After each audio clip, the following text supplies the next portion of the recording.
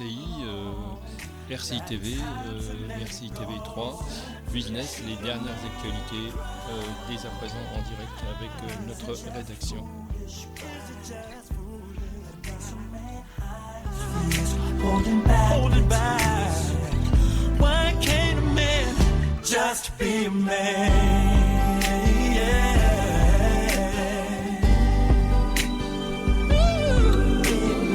I can't keep my feelings inside. Why can't I?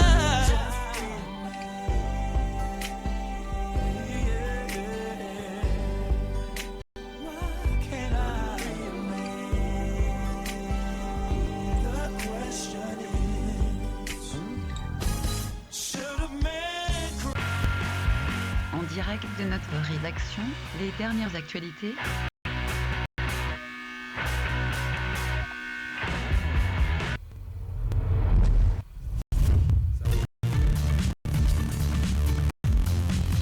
Les infos nationales avec notre édition nationale. Bienvenue sur Autoroute Info, il est 17h30. Julien Dubois. L'information de trafic et des difficultés à l'approche de Lyon. 1 kilomètre de bouchon avant de passer le tunnel de Fourvière, tout au bout de route A6. Et ça se passe beaucoup mieux dans le secteur de Mâcon, même s'il y a toujours cette zone de travaux avec un basculement de circulation, donc rétrécissement des voies en direction de Lyon et même en direction de Paris. En revanche, plus de bouchons pour le moment dans ce secteur, mais restez attentifs et respectez bien les limitations de vigueur les limitations de vitesse en vigueur dans ces zones de chantier. L'information trafic avec toujours des événements et notamment dans cette fameuse zone de chantier dans le secteur de Mâcon. Une intervention est en cours en direction de Paris après la sortie 29. Au kilomètre 384, un fourgon est en panne sur la voie de droite.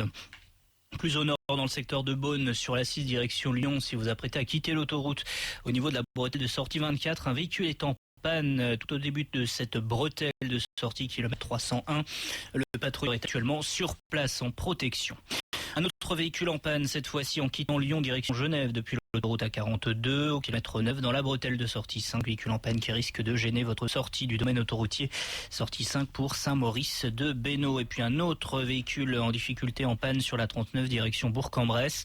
Il se trouve sur la bande d'arrêt d'urgence au kilomètre 124 dans l'Ain, mais dans une courbe, ce qui peut être dangereux si vous circulez dans cette zone. C'est après la sortie numéro 10.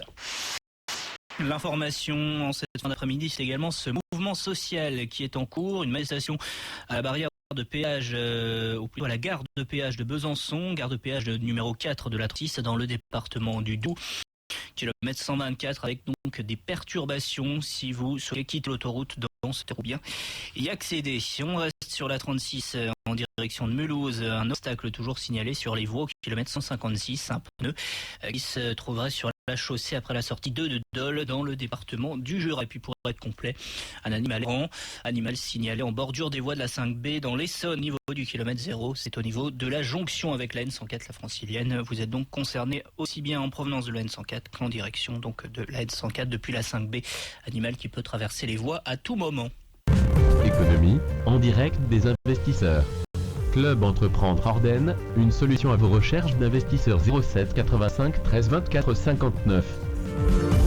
Bonjour, à l'agenda du Club Entreprendre, notre partenaire, 6 Invest, représentant une capitalisation de 200 millions $, prêt à faire un tour de table avec des porteurs de projets innovants. Vous souhaitez vous inscrire 0970 466 713, toujours à l'agenda.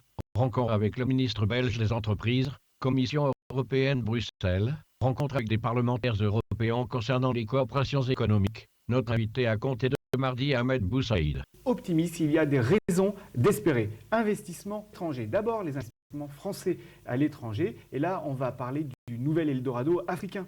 Absolument, Philippe, puisque l'Afrique attire de plus en plus d'investisseurs français, également d'ailleurs britanniques et autres. En tout cas, l'année dernière, les investissements en Afrique ont progressé de 71%, c'est colossal. Mais ça montre tout de même que les pays européens, et je pense notamment à la France, savent aller chercher la croissance là où elle est, et ça c'est plutôt une bonne nouvelle. Oui, alors à l'heure où l'Asie, les pays émergents en Amérique latine commencent un petit peu à s'essouffler, l'Afrique, pas du tout. Vous avez des chiffres ? Absolument. Et les chiffres de croissance pour 2013-2014, les perspectives sont très encourageantes. En Afrique de l'Ouest, on attend une croissance aux alentours de 7%. En Afrique de l'Est, entre 5 et 7%. En Afrique centrale, entre 5,4 et 5,7%. Et en Afrique australe, au moins 4%. Donc, ce sont quand même de beaux chiffres de croissance. Oui, donc des raisons d'espérer. Absolument. Maintenant, on va se mettre de l'autre côté, c'est-à-dire qui investit en France ? Alors, on a beaucoup entendu parler des Qataris qui rachetaient à tour de bras des actifs en France, mais ils ne sont pas les seuls. Les Asiatiques, et je pense notamment aux Chinois, prennent beaucoup de participation dans des entreprises françaises. Donc finalement, les Européens essayent d'aller dans les pays émergents et les Asiatiques, au contraire, viennent investir en France. On pourrait peut-être citer quelques exemples, Isor. Absolument, ils sont très nombreux. On peut citer le cas de Club Med qui a été racheté par Fosun, donc un chinois. Et puis vous avez aussi le fonds souverain chinois CIC qui a pris une participation très importante dans la filiale exploration et production de GDF Suez. Et ce fonds s'intéresse aussi d'ailleurs aux Italiens Eni et Enel.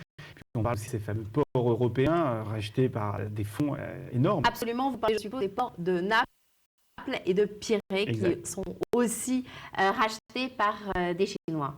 Alors notre industrie luxe est-elle aussi rachetée par les étrangers ? Eh bien oui, puisque des Chinois ont pris une participation minoritaire dans le célèbre Ferragamo et puis aussi dans le spécialiste grec de bijoux fantaisie Foli. Oui, donc ça va un peu moins bien chez eux, donc ils réinvestissent en Occident. Finalement, c'est pas des mauvaises nouvelles, je crois. Eh bien, merci Isor. Quant à nous, on se... Les infos locales et régionales. Les titres, c'est la revue de presse en direct. Le crash de l'avion d'Égyptair, l'armée égyptienne a annoncé avoir trouvé les premiers débris et des effets personnels des passagers du vol de l'Airbus A320. L'avion qui reliait Paris au Caire s'est abîmé hier au large d'une île grecque avec à son bord 66 personnes dont 30 Égyptiens et 15 Français. La cause de l'accident reste inconnue et Paris reste prudent. Le chef de la diplomatie française, Jean-Marc Ayrault, ce matin. Toutes les hypothèses sont examinées, mais aucune n'est privilégiée, car nous n'avons absolument aucune indication sur les causes. Les autorités égyptiennes évoquent, elles, un possible acte terroriste. Jusqu'à présent, il n'y a eu aucune revendication. Le parquet de Paris a ouvert une enquête. Salah Abdeslam muet face à la justice. 6 mois après les attentats de Paris, le seul membre encore en vie des commandos djihadistes du 13 novembre a été entendu par un magistrat antiterroriste. Et contrairement à ce qu'il avait déclaré, assurant vouloir coopérer avec la justice française, Salah Abdeslam a refusé de répondre aux questions du juge d'instruction lors de cette première audition. Salah Abdeslam apparaît comme un acteur central de l'expédition meurtrière du 13 novembre qui avait fait 130 morts et des centaines de blessés. L'avocat Gérard Chemelin, qui défend une cinquantaine de victimes, reste sceptique. Il faut laisser M. Abdeslam choisir la position qu'il veut, mais ne pas être suspendu à ses lèvres. Je ne pense pas que ce soit lui, le terroriste, de mener le tempo. Clairement, je n'attends rien de particulier de ce monsieur. Le ministre israélien de la Défense, Moshe Yaalon, a annoncé qu'il quittait le gouvernement de Benjamin Netanyahou et le monde politique. Il a invoqué son manque de confiance dans le Premier ministre israélien. Le Parlement turc a approuvé le premier article d'un projet de révision constitutionnelle controversé pour lever l'immunité d'une centaine de députés visés par des procédures judiciaires. Le principal parti procure dénonce une manœuvre du gouvernement pour évincer ses élus. Et puis la chancelière allemande Angela Merkel a convoqué l'état de la démocratie en Turquie ce lundi lors d'une rencontre avec le président turc Erdogan.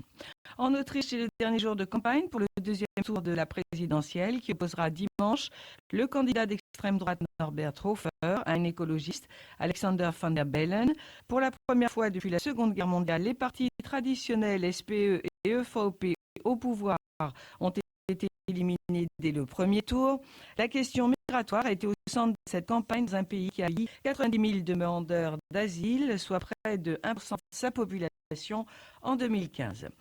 Un nouvel espoir pour les familles des 276 jeunes filles enlevées par le groupe islamiste Boko Haram Il y a 2 ans, à Chibok, une deuxième lycéenne a été retrouvée par les militaires nigérians au cours d'une opération qui a permis de libérer 97 femmes et enfants otages du groupe dans l'état de Borno. Et à Taïwan, la nouvelle présidente Tsai Ing-wen a appelé à un dialogue positif avec Pékin lors de son discours inaugural. La réponse de Pékin, qui considère toujours l'île comme étant partie intégrante de son territoire, a été immédiate. La paix est impossible en cas de démarche de Taïwan vers l'indépendance. La météo, du soleil cet après-midi, des températures entre 14 et 22 degrés.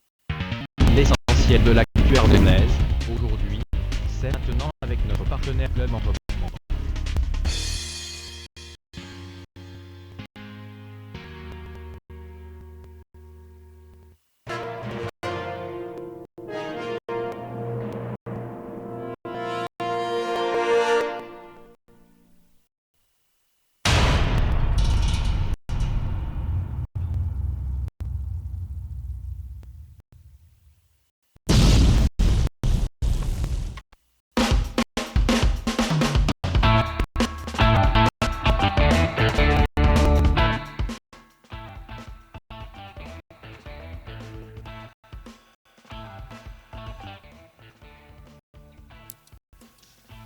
Vous êtes sur RCI, TV3 Business, les dernières actualités, nous vous le communiquer. On se retrouve dans quelques instants pour d'autres reportages. J'espère que vous avez pris note de l'agenda du Club Entreprendre. Si vous êtes intéressé, 0970 466 713, vous êtes sur RCI TV3.